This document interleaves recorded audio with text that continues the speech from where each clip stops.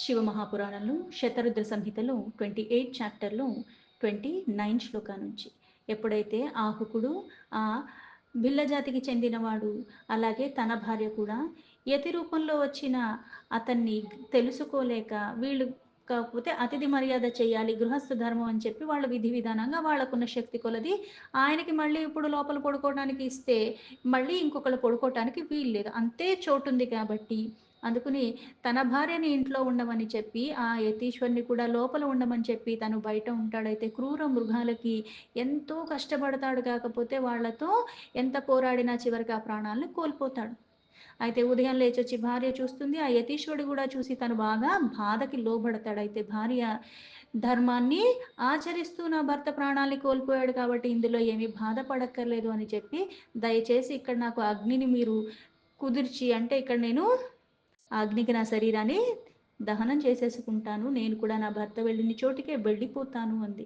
అప్పుడు మళ్ళీ ఎప్పుడైతే తన అంతలాగా స్థిరత్వంతో ఆ శరీరాన్ని త్యాజించబోతుందో అప్పుడు మళ్ళీ ఆ యతీశ్వర రూపంలో ఉన్న పరమాత్మ తన నిజ రూపాన్ని చూపించాడు. చూపించటమే కాకుండా ఈ జన్మలో ఎలా అయితే యతీశ్వర రూపంతో మీకు నేను ప్రకటింపబడ్డానో అలాగే మీకు మళ్ళీ ఇంకో జన్మ ఉంటుంది. ఆ జన్మలో నేను హంస రూపంలో వచ్చి మళ్ళీ మీ ఇద్దరిని నేను కలుపుతాను అని చెప్తాడు. भिन्नश्च वीरसेनस्य नैषधे नघनेवरे మహాన్ పుత్రో నలో నామ భవిష్యతి న సంశయ. అయితే ఈ భిల్లుడు ఎవరైతే ఆహుకుడున్నాడో తను నిషాద నగరానికి రాజైన వీరసేనుడు యొక్క పుత్రుడులాగా నలుడు అన్న నామంతో అక్కడ మళ్ళీ పుడతాడు ఇందులో ఎటువంటి అనుమానం లేదు అని చెప్పాడు. త్వం సుత భీమరాజస్య వైదర్భే నగరే అనగే దమయంతి చ విఖ్యాత భవిష్యసి గుణాన్విత. అలాగే నువ్వు విదర్భ నగరంలో భీమరాజుకి పుత్రికగా పుడతావు. నువ్వు పరమ గుణవంతురాలువైన దమయంతి అన్న నామంతో విఖ్యాతి చెందుతావు అని చెప్పాడు. యువాం చౌభౌ మిలిత్వా చ రాజభోగం సువిస్తరం భుక్త్వా ముక్తిం చ యోగీంద్రేర్ లప్స్యయేతే దుర్లభం ధ్రువం. అయితే మీ ఇద్దరు అంటే నలుడులాగా దమయంతిలాగా మళ్ళీ ఇంకో జన్మ తీసుకున్న తర్వాత చాలా అంటే ఇక్కడ నిజంగా కొన్ని కల్పాంతరాల వరకు కూడా యతులకి కూడా ఆ రాజ్య సుఖాలు కానీ భోగప్రాయమైన జీవితాన్ని గడిపిన తర్వాత దుర్లభమైన యోగీశ్వరులకు కూడా లభించలేని ఆ ముక్తిని నిశ్చితంగా మీ ఇద్దరు ఆ జన్మ తర్వాత పొందుతారు అని చెప్పాడు. ఎందుకు ఆ జన్మ తర్వాత పొందటం ఇప్పుడే ఇచ్చేచ్చుగా పరమాత్మే కదా వచ్చింది అంటే కొన్ని కొన్ని కర్మానుసారంగా మనము అనుభవించాలి. అయితే నలుడు దమయంతిది కూడా ఈ ఉపాఖ్యానాల రూపంలో చాలా విధి విధానాల్లో కొన్ని కథల రూపంలో మనం చాలా వింటూనే ఉంటాం. వాళ్ళకంతేమి ఇంత పరమాత్మే వచ్చి మళ్ళీ ఇంకో జన్మ వస్తుంది అని చెప్పిన తర్వాత వాళ్ళకేం అంత సులభంగా ముక్తి అని లభించలేదు. చాలా ఒడిదుడుకుల్ని తట్టుకున్నారు. ఒకళ్ళ మీదకొకళ్ళకు ఉన్న అనురాగం గురించి మళ్ళీ ఇక్కడ ఏదైతే హంస రూపం అని చెప్పారో ఆ హంస రూపంలో మళ్ళీ వాళ్ళిద్దరిని కలపటం అదంతా కూడా ఒక విశేషమైన ఉపాఖ్యానం కూడా మనకి లభిస్తూ ఉంది. అయితే ఇక్కడ ఈవిడ ఎలా అయితే గుణవంతురాలో అలాగే నలుడు కూడా చాలా సుగుణాలతో ఉన్నవాళ్ళు. అయితే ఒకానొక కాలంలో ఈ నలుడికి ఎప్పుడైతే ఆయనకు అలా వెళ్తూ వెళ్తూ ఉండగా ఆయనకు ఒక హంస కనిపిస్తూ ఉంటుంది. అయితే ఈ హంస మళ్ళీ ఈయనకి కనిపించి దాన్ని ఈయన ఎప్పుడైతే తన ఆధీనంలో పెట్టుకుంటాడో అది మళ్ళీ ఇప్పుడు మాట్లాడుతుంది. మాట్లాడి మళ్ళీ ఇక్కడ ఇద్దరు నలుడు దమయంతికి కూడా వివాహం ముందు వీళ్ళు కలుసుకోలేదు. ఎవరు ఎలా ఉంటారో ఇద్దరికీ తెలియదు. కాకపోతే ఈవిడ గుణగుణాలు ఎలా అయితే ప్రఖ్యాత చెందాయో అలాగే నలుడు యొక్క గుణగణాలు కూడా అంతలా ప్రఖ్యాత చెందిన తర్వాత ఒకళ్ళ గురించి ఒకళ్ళు విని ఉన్నారు. అయితే ఈ హంస ఏదైతే నలుడు దమయంతి గురించి విని ఉండి ఆవిడ పట్ల ఏదైతే మక్కువతో ఉంటాడో ఈ హంస అక్కడికి వెళ్ళి ఈ సమాచారాన్ని మళ్ళీ ఆ దమయంతికి అందజేసి మళ్ళీ అక్కడ ఆయన గురించి అంతా పొగిడి అన్ని చెప్పిన తర్వాత మళ్ళీ దమయంతి గురించి వచ్చి మళ్ళీ ఇక్కడ ఈ హంస రూపంలో ఉన్న ఆ పరమాత్మ మళ్ళీ ఆ సమాచారాన్ని నలుడికి అందజేస్తారు. అలా వాళ్ళిద్దరిని కూడా ఒకటి చేస్తాడు ఆ అవతారంలో పరమాత్మ. వీళ్ళు మళ్ళీ ఒకటైన పోయిన తర్వాత ఇప్పుడు స్వయంవరం కూడా వాళ్ళకి ఏం పెద్ద అంతా సునాయాసంగా ఏం జరిగిపోలేదు. అక్కడ మళ్ళీ పరీక్షల రూపంలో ఇంద్రుడు అగ్ని వరుణుడు యముడు కూడా వీళ్ళందరూ కూడా మళ్ళీ నలుడు రూపంలోనే అక్కడ ఉండి ఆవిడకి 5గురు నలుళ్ళు కనిపిస్తారు. ఎవరు నలుడు అన్నది ఆవిడకి అర్థం కాని స్థితిలో ఉంటుంది. అందుకని అప్పటికి కూడా ఆవిడ మళ్ళీ పరమాత్మని ఒక్కసారిగా స్మరించుకొని మళ్ళీ ఎవరు నలుడు అన్నది తనకి స్పష్టపరచమని అడుగుతుంటుంది. అలా అడిగాక తనకి ఎవరు నలుడు అని తెలిసిన తర్వాత ఆయనకి మళ్ళీ వరమాల యేస్తుంది. పైగా ఈ అగ్ని, ఇంద్ర, వరుణ, యమ వీళ్ళు మళ్ళీ వరాలివ్వటం నలుడికి ఇవన్నీ జరుగుతూ ఉంటాయి. తర్వాత మళ్ళీ కొన్ని కారణాల ద్వారా మళ్ళీ జూదం ఆడటం, జూదంలో తన సర్వస్వాన్ని కోల్పోయి వేసుకున్న వస్త్రాలతోనే వాళ్ళిద్దరూ కూడా రాజ్యంలోంచి వెళ్ళిపోవాల్సి వస్తుంది. అప్పటికే ఇద్దరు పిల్లలున్నారు. ఆ పిల్లల్ని దమయంతి మళ్ళీ తన తండ్రి దగ్గరికి పంపించేస్తూ ఉంటుంది. భర్తని విడవకుండా పాతివ్రత్య ధర్మానికి కట్టుబడి ఉంటుంది. అయితే నలుడు పాపం కలి ప్రభావం దగ్గర ఇంత దుస్థితిలో ఆవిడని ఉంచలేక, అవి చూడలేక అలాగే అడవిలోకి వెళ్ళిపోతారు. అయితే అడవిలోకి వెళ్ళిపోయాక కూడా ఆవిడని అలా చూడలేక ఏదో ఒకటి చేసుకుని తన తండ్రి దగ్గరికి వెళ్ళిపోమంటే ఇద్దరం వెళ్దాం అంటుంది. ఇలా కాదని చెప్పి వదిలేసి వెళ్ళిపోతాడు. ఎందుకంటే అంత కష్టంలో తనని చూడలేక. ఇలా మళ్ళీ కొన్ని కారణాలు ఇన్ని కష్టాలు అనుభవించిన తర్వాత వాళ్ళు మళ్ళీ ఏకమవుతారు. అంటే జీవితంలో ఎంత పరమాత్మ అనుగ్రహం ఉన్నప్పటికీ కూడా కర్మానుసారంగా మనం చేసిన వాటి కారణంగా కొన్ని కొన్ని మనం అనుభవించాల్సి వస్తుంది.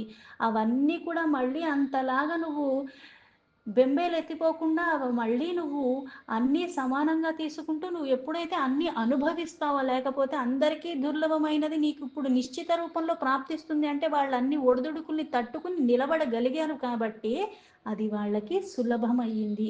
అది అంత తేలిగ్గా ఏమి లభించేది కాదు ముక్తి అన్నది. అందుకే ఆ రాజులొక్క ఇళ్లల్లో మీరు పుట్టిన తర్వాత చాలా చక్కగా లౌకికమైన భోగభాగ్యాలతో కూడుకున్న అన్ని భోగాలు అనుభవించి తర్వాత దుర్లభమైనది యోగీశ్వరులకు కూడా అటువంటి మోక్షాన్ని మీరు పొందుతారు అని చెప్పాడు పరమేశ్వరుడు. నందీశ్వర ఉవాచ ఇత్యుక్త్వా చ స్వయం శంభుర్లీలాంగరూపో అభవత్తదా తస్మాన్న చలితో ధర్మాచలేశ ఇతి స్మృతః. నందీశ్వరుడు మళ్ళీ ఇలా చెప్తున్నాడు, మునీంద్ర ఇలా మాట్లాడిన తర్వాత పరమేశ్వరుడు అదే సమయంలో లింగ రూపంలో ప్రకటింపబడ్డాడు. అంటే పరీక్ష చేయటానికి వచ్చిన వాడు ఆ ప్రదేశంలోనే ఏ ప్రదేశంలో వాళ్ళకి ఇంతలాగా మళ్ళీ వరాలు ఇవ్వటం అన్నీ అయిపోయిన తర్వాత అక్కడే లింగ రూపంలో స్థితుడైపోయాడు. ఆ బిల్లుడు కూడా తన ధర్మం నుంచి చలించనేదైతే అక్కడ ఆ లింగం పేరు కూడా అచలేశ్వరుడు అన్న పేరుతో అది ప్రసిద్ధి చెందింది. అచలేశ్వర అందుకే మనకి కొన్ని కొన్ని లింగాల రూపంలో కూడా చెప్పేటప్పుడు ఇంతకు పూర్వం ఏం చెప్పారు, చల అచల లింగాలు, కొన్ని కదిలేవి కొన్ని కదలకుండా స్థిరంగా అక్కడే ఉండేది. అందుకే ఇక్కడ ఏ లింగం రూపంలో ప్రకటింపబడ్డాడు అక్కడ అందుకే అచలేశ్వర అన్న నామంతో ప్రసిద్ధి చెందింది ఆ లింగము. సభిల్లా ఆహుకాశ్చాపి వీరసేనా సుతోభవత్ నైషధే నగరే తాత నలనామ మహానృపః.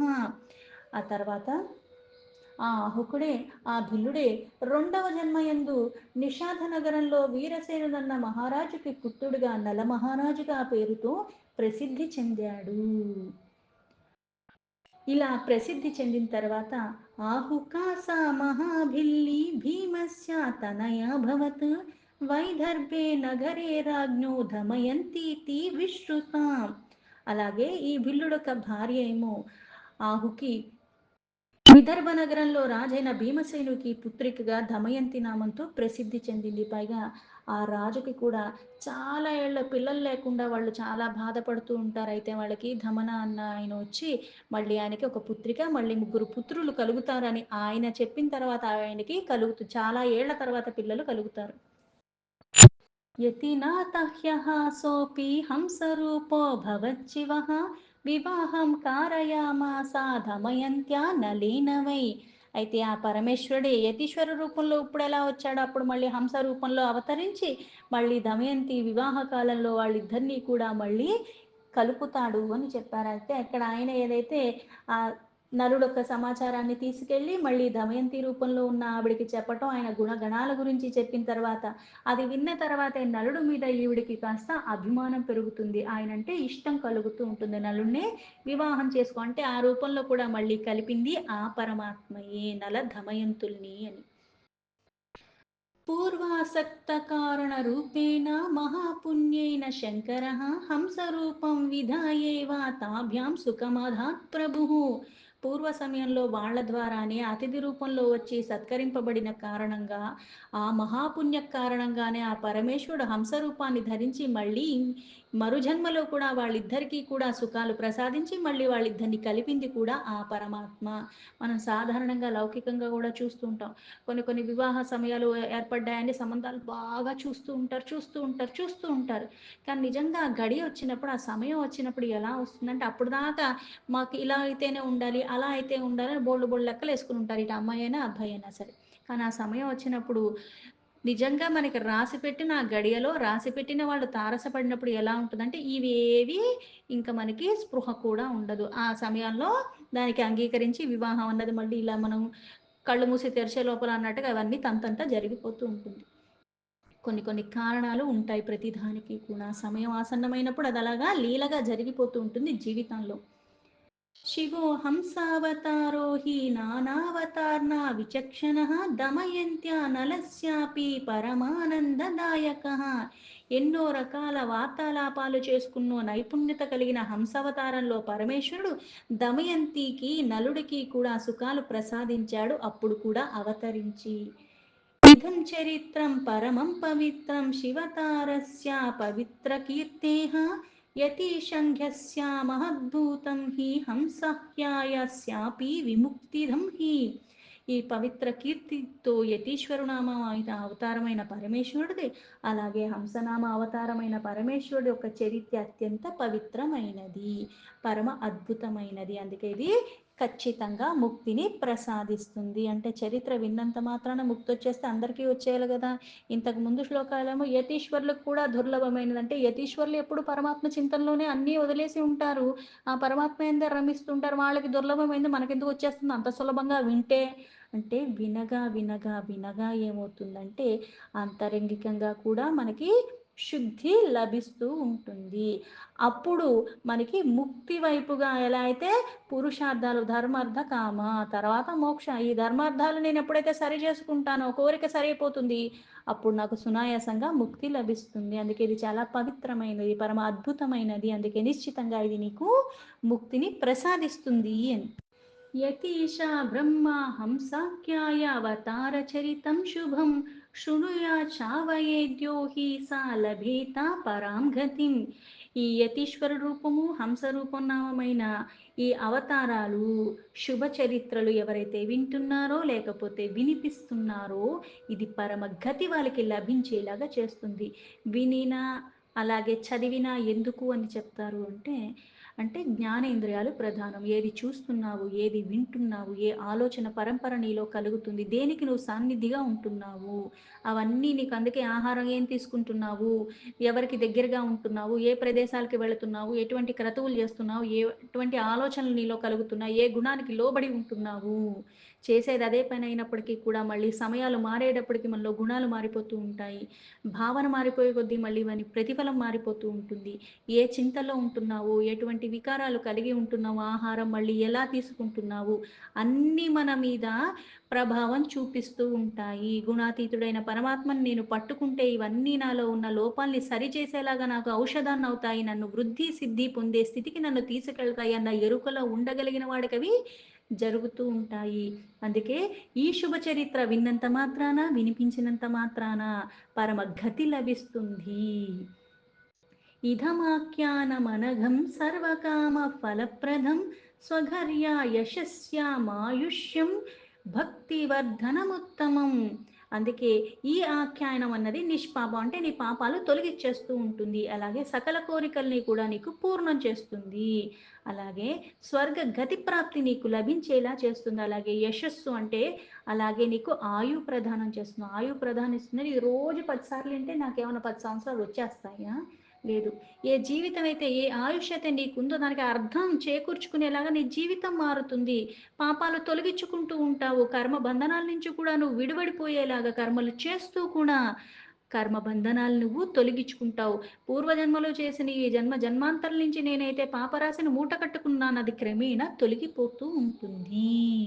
భక్తి వృద్ధి చేస్తుంది కాబట్టి అందుకే ఇది ఉత్తమమైనది. श्रुत्वेतच्चरितं शम्भोर्यतिहंसरूपयोः ఇహ సర్వసుఖం భుక్త్వా సో అంతే శివపురం వ్రజీత. యతీశ్వరుడు ఇంకా హంసరూపమైన ఆ పరమేశ్వరు యొక్క ఈ చరిత్ర విన్న మనుషులకి ఈ లోకంలో సకల సుఖాలు భోగప్రాయము, అలాగే అంత్యంలో మరణానంతరం మళ్ళీ శివలోక ప్రాప్తి కూడా లభిస్తుంది అని చెప్పారు. దీంతో శివ మహాపురాణంలో శతరుద్ర సంహితలో 28 చాప్టర్ సంపూర్ణం.